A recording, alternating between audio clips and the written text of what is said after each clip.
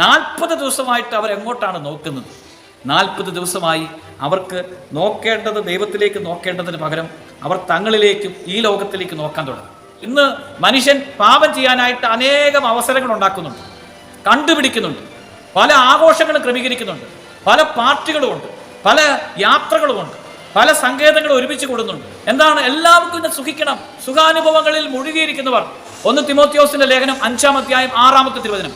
സുഖാനുഭവങ്ങളിൽ മുഴുകിയിരിക്കുന്നവർ ജീവിച്ചിരിക്കുമ്പോൾ തന്നെ മരിച്ചുകൊണ്ടായിരിക്കുന്നത്. ഇന്ന് സുഖിക്കാൻ വേണ്ടി മാത്രം ജീവിക്കുന്ന ആളുകളുണ്ട്, സന്തോഷിക്കാൻ വേണ്ടി മാത്രം ജീവിക്കുന്നവരുണ്ട്. ഇന്ന് ആചാരങ്ങളെപ്പോലും, ദൈവികമായ ആചാരങ്ങളെപ്പോലും ആഘോഷമായിട്ട് മാത്രം കാണും. ആഘോഷത്തിന് അമിതമായ പ്രാധാന്യം കൊടുത്ത് ജീവിക്കുന്ന ഒരു സംസ്കാരം നമ്മുടെ സമൂഹത്തിൽ തന്നെയുണ്ട്. പ്രിയപ്പെട്ടവരെ, എല്ലാ ആഘോഷങ്ങളും പരിശോധന ചെയ്യണം. ആഘോഷങ്ങൾ കഴിയുമ്പോൾ ദൈവവുമായിട്ടുള്ള ബന്ധം പരിശോധിക്കണം. അതുകൊണ്ടാണ് ജോബിന്റെ പുസ്തകത്തിന്റെ 1-ാമത്തെ അധ്യായത്തിൽ ജോബിന്റെ മക്കൾ വിരുന്നിന് പോയിട്ട് തിരിച്ചു വരുമ്പോൾ ഓരോ മകനു വേണ്ടിയും ജോബ് പരിഹാര ബലിയർപ്പിക്കും, പാപം ചെയ്തിരിക്കാം. വിശുദ്ധിയുടെ ശക്തി എങ്ങനെയാണ് കിട്ടിയത്? ദൈവത്തിൻ്റെ അടുക്കലിരുന്ന് നോക്കുന്നിരുന്നു. ഒരു വ്യക്തി, ഒരു ആത്മാവിന് വിശുദ്ധിയുടെ ബലം കിട്ടുന്നത് എങ്ങനെയാണ്? ദൈവസന്നിധിയിൽ എത്ര സമയം ചെലവഴിക്കുന്നുവോ അതിനനുസരിച്ച് കിട്ടുന്ന പുണ്യമാണ് വിശുദ്ധി. ദൈവത്തിന് വേണ്ടി നിനക്ക് സമയം മാറ്റിവെക്കാൻ സാധിക്കുന്നില്ലെങ്കിൽ വിശുദ്ധി എന്ന പുണ്യത്തിൽ വളരാൻ പറ്റിയല്ല. നിന്റെ ആത്മീയ ജീവിതത്തിൻ്റെ ഒരു ശക്തിയുണ്ട്, നിന്റെ ആത്മീയ ജീവിതത്തിൻ്റെ ഒരു ബലമുണ്ട്, ആത്മീയ ജീവിതത്തിൻ്റെ ഒരു കൃപയുണ്ട്. അത് നീ ദൈവത്തോടൊത്ത് ഇരുന്ന് കിട്ടുന്ന പുണ്യമാണ്. ഒരു പരിശുദ്ധ കുർബാനയുടെ മുമ്പിൽ ഇരുന്ന്, ഒരു ദിവ്യകാരുണ്യ ആരാധനയുടെ മുമ്പിൽ ഇരുന്ന്, അല്ലെങ്കിൽ പരിശുദ്ധ അമ്മയുടെ അടുത്തിരുന്ന്, വിശുദ്ധരുടെ അടുക്കലിരുന്ന്, ബൈബിളിന്റെ ദൈവത്തിലേക്ക് നോക്കി ജീവിച്ചില്ലെങ്കിൽ നമ്മുടെ ആത്മീയ ജീവിതം തകരും. എൻ്റെ പ്രിയപ്പെട്ട സഹോദരങ്ങളെ, ഇന്ന് വചന ശുശ്രൂഷയിൽ എന്നെ ശ്രവിച്ചുകൊണ്ടിരിക്കുന്ന പ്രിയപ്പെട്ടവരെ, നമ്മുടെ ആത്മീയ ജീവിതത്തിൽ ദൈവത്തോട് ചേർന്ന് ജീവിച്ചില്ലെങ്കിൽ, ദൈവത്തിലേക്ക് നോക്കി നിന്നില്ലെങ്കിൽ കാലക്രമത്തിൽ ലോകം നമ്മളെ കീഴടക്കും. 1 യോഹന്നാന്റെ ലേഖനം 5-ാം അധ്യായം 19-ാമത്തെ തിരുവചനം. നാം ദൈവത്തിൽ നിന്നുള്ളവരാണെന്നും ലോകം മുഴുവൻ ദുഷ്ടൻ്റെ വലയത്തിലാണെന്നും നാം അറിയുന്നു. പ്രിയപ്പെട്ടവരെ, നാം ദൈവത്തിൽ നിന്നുള്ളവരാണ്, ലോകം മുഴുവൻ പാപത്തിൻ്റെ വലയത്തിലാണ്. ഇന്ന് ഈ വചന ശുശ്രൂഷയെ സംബന്ധിക്കുമ്പോൾ ഈ ലോകാരൂപിയെ വളരെ ഗൗരവത്തോടു കൂടി കാണും. ലോകാരൂപി കാലക്രമത്തിൽ മനുഷ്യനെ കീഴ്പ്പെടുത്തും.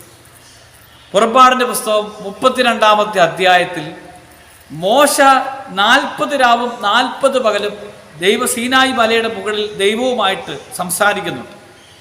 ആ 40 രാവും 40 പകലും കഴിഞ്ഞ് താഴേക്ക് ഇറങ്ങി വരുമ്പോൾ ബൈബിളിൽ എഴുതി വച്ചിരിക്കുന്നത് മോശയുടെ മുഖം തേജോമയമായി. മോശയുടെ മുഖത്തേക്ക് നോക്കാൻ പോലും ഭയമായി ബാക്കിയുള്ളവർക്ക്. മോശ എങ്ങനെ തേജോമയമായി? മോശയുടെ ആത്മീയ ജീവിതത്തിൻ്റെ അഭിഷേകമാണ് മോശയുടെ മുഖത്ത് പ്രതിഫലിച്ചത്. പ്രിയപ്പെട്ടവരെ, ദൈവത്തോടൊത്തടുത്തിരിക്കുമ്പോൾ, ദൈവത്തിന് വേണ്ടി നിന്റെ സമയം മാറ്റിവെച്ച് ദൈവിക കാര്യങ്ങൾക്ക് വേണ്ടി എത്രമാത്രം വില കൊടുത്ത് ജീവിക്കുന്നുവോ ആ ജീവിതം വഴിയായിട്ട് കിട്ടുന്ന ഒരു ഐശ്വര്യമുണ്ട്. ദൈവത്തിന് വേണ്ടി നിന്റെ രാത്രി മാറ്റിവെച്ചാൽ, ദൈവത്തിന് വേണ്ടി പകൽ സമയം മാറ്റിവെച്ചാൽ, ദൈവത്തിന് വേണ്ടി മണിക്കൂറുകളോളം മാറ്റിവെച്ചാൽ, ദൈവിക കാര്യങ്ങൾക്ക് വേണ്ടി നിന്റെ ഭൗതിക സമയത്തെ മാറ്റിവെച്ചാൽ കാലക്രമത്തിൽ നിനക്ക് വരുന്നൊരു അഭിഷേകമുണ്ട്. അതാണ് മോശയുടെ അഭിഷേകം. അതുകൊണ്ടാണ് മോശയ്ക്കെതിരെ സംസാരിക്കുമ്പോൾ പോലും ദൈവം ഇടപെടുന്നുണ്ട്. ദാദാവിനെയും അബീറാമിനെയും ഒക്കെ ശിക്ഷിക്കുന്നുണ്ട്. മിരിയാം കുഷ്ഠരോഗിയായി തീരുന്നുണ്ട്. മോശ സ്നേഹിതനെ പോലെ ദൈവത്തോട് സംസാരിച്ചു.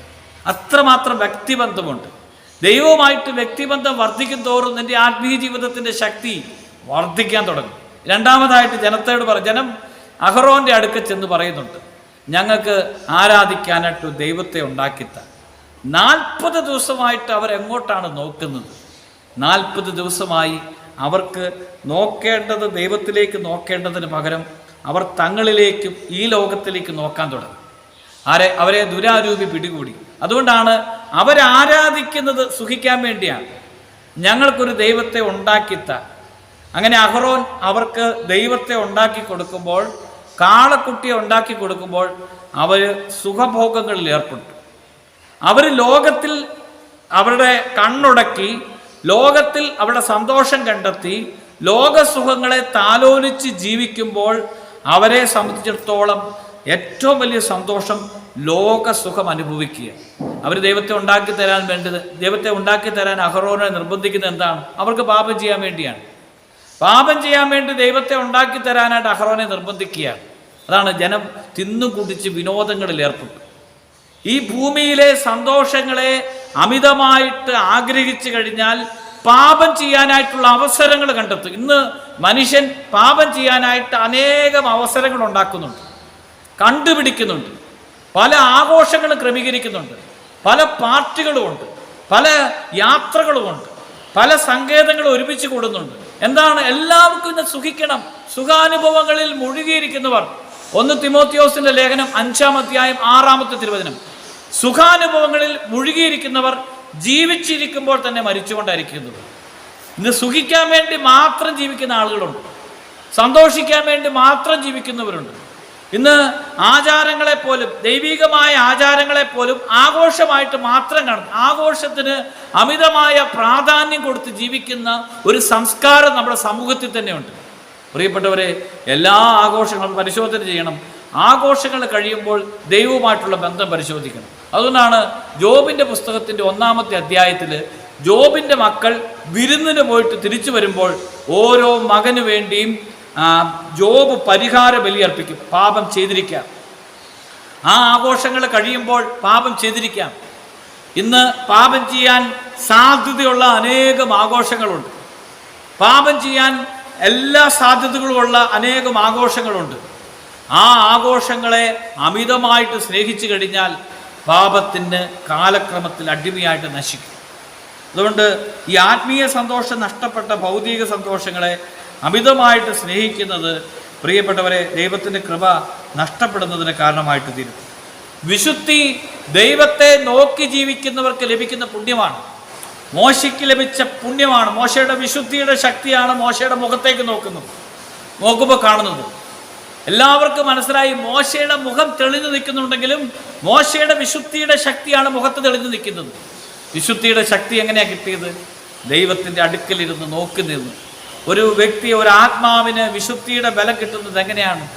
ദൈവസന്നിധിയിൽ എത്ര സമയം ചെലവഴിക്കുന്നുവോ അതിനനുസരിച്ച് കിട്ടുന്ന പുണ്യമാണ് വിശുദ്ധി. ദൈവത്തിന് വേണ്ടി നിനക്ക് സമയം മാറ്റിവെക്കാൻ സാധിക്കുന്നില്ലെങ്കിൽ വിശുദ്ധി എന്ന പുണ്യത്തിൽ വളരാൻ പറ്റിയല്ല. നിന്റെ ആത്മീയ ജീവിതത്തിൻ്റെ ഒരു ശക്തിയുണ്ട്, നിന്റെ ആത്മീയ ജീവിതത്തിൻ്റെ ഒരു ബലമുണ്ട്, ആത്മീയ ജീവിതത്തിൻ്റെ ഒരു കൃപയുണ്ട്. അത് നീ ദൈവത്തോടൊത്ത് ഇരുന്ന് കിട്ടുന്ന പുണ്യമാണ്. ഒരു പരിശുദ്ധ കുർബാനയുടെ മുമ്പിൽ ഇരുന്ന്, ഒരു ദിവ്യകാരുണ്യ ആരാധനയുടെ മുമ്പിൽ ഇരുന്ന്, അല്ലെങ്കിൽ പരിശുദ്ധ അമ്മയുടെ അടുത്തിരുന്ന്, വിശുദ്ധരുടെ അടുക്കലിരുന്ന്, ബൈബിളിൻ്റെ മുമ്പിലിരുന്ന് വചനം വായിച്ച് കിട്ടുന്ന ഒരു ആത്മീയ ശക്തിയുണ്ട്. ഈ ആത്മീയ ശക്തി ഇന്ന് ലോകം നൽകുന്ന സുഖങ്ങൾക്ക് നൽകാൻ കഴിയല്ല.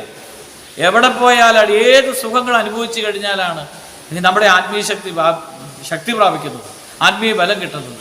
പലപ്പോഴും ഓരോ ആഘോഷം കഴിയുമ്പോഴും ഓരോ വ്യക്തിയുടെ ആത്മീയ ശക്തി പൂർണ്ണമായിട്ടില്ലാതായി തീരാറുണ്ട്. അതുകൊണ്ട് ചിലൊരിക്കലും ആഘോഷങ്ങളെ എതിർക്കുന്നതല്ല.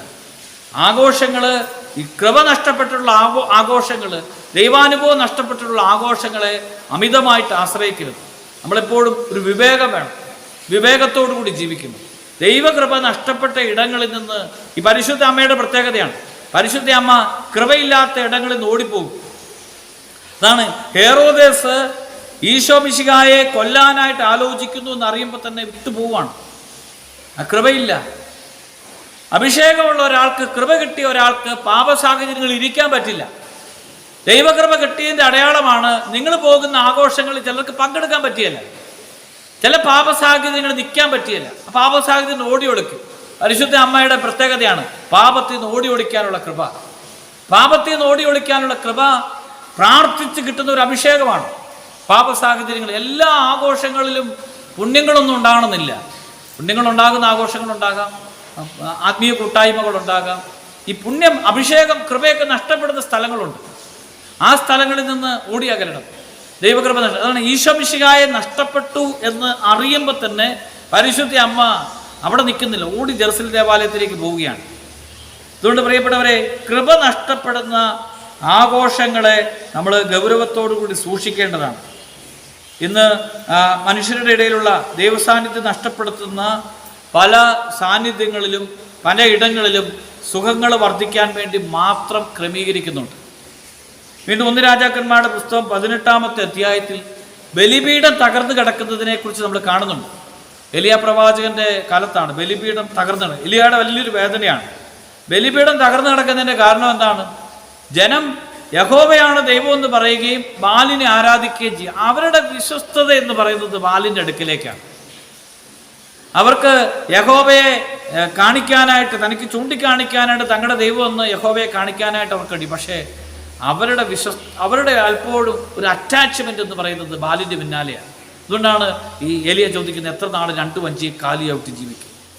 അവരുടെ ജീവിതത്തിൽ ഈ സുഖഭോഗങ്ങൾക്ക് വേണ്ടി ബാലിനെ സമീപിക്കുകയാണ്. അവർക്ക് അടിച്ചു പൊളിക്കണം, സുഖിക്കണം. അതുകൊണ്ട് ബാലിനെ ദൈവമായിട്ട് കാണുകയാണ്. ബാൽ എന്ന് പറയുന്ന പ്രോസ്പെരിറ്റി ഗോഡാണ്. സുഖത്തിന് വേണ്ടിയല്ല ദൈവത്തെ കാണേണ്ടത്, നിന്റെ ആത്മരക്ഷയ്ക്ക് വേണ്ടി ദൈവത്തെ കാണണം. നമ്മുടെ സുഖഭോഗങ്ങൾ വർദ്ധിക്കാൻ വേണ്ടിയല്ല ദൈവത്തോട് പ്രാർത്ഥിക്കേണ്ടത്. നമ്മുടെ ആത്മീയ ജീവിതം ശക്തി പ്രാപിക്കാൻ വേണ്ടി ദൈവത്തോട് പ്രാർത്ഥിക്കണം. ആത്മരക്ഷയ്ക്ക് നമ്മൾ ദൈവത്തെ മുറുകെ പിടിക്കണം. ഭൗതിക രക്ഷയ്ക്ക് വേണ്ടി മാത്രമല്ല ദൈവത്തെ മുറുകെ പിടിക്കേണ്ടത്. ഇന്ന് ഈ ഒരു കാലഘട്ടത്തിൽ പലപ്പോഴും ഭൗതിക രക്ഷയ്ക്ക് വേണ്ടി മാത്രം ദൈവത്തെ കാണാറുണ്ട്. സ്വന്തം ആത്മരക്ഷയെ ദൈവത്തെ മുറുകെ പിടിച്ച് കിട്ടുന്ന പുണ്യമാണ്.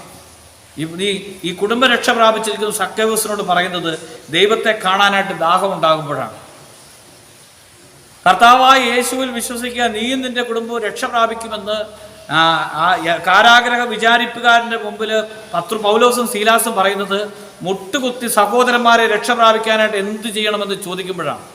ദൈവത്തിൻ്റെ അടുക്കൽ ജീവിച്ച് കിട്ടുന്ന പുണ്യമാണ് രക്ഷ. പ്രിയപ്പെട്ടവരെ, രക്ഷപ്പെടാനായിട്ട് നമുക്ക് പരിശ്രമിക്കാം. നമ്മുടെ ആത്മരക്ഷയെ ഗൗരവത്തോടു കൂടി കാണാം. ആത്മരക്ഷയില്ലാത്ത ഭൗതിക രക്ഷ തകർച്ച തന്നെയാണ്. ആത്മരക്ഷ നഷ്ടപ്പെടുത്തി ആർക്കും ഭൗതിക വളർച്ചയില്ല, ദൈവാനുഗ്രഹമില്ല. ആത്മരക്ഷയ്ക്ക് വളരെ ഗൗരവമായിട്ടുള്ള വില കൊടുക്കാം. നമ്മുടെ ദൈവത്തിലേക്ക് നോക്കി ശക്തി പ്രാപിക്കാം, വിശുദ്ധി പ്രാപിക്കാം. ഈശോ നിങ്ങളെ അനുഗ്രഹിക്കട്ടെ. ആമേൻ.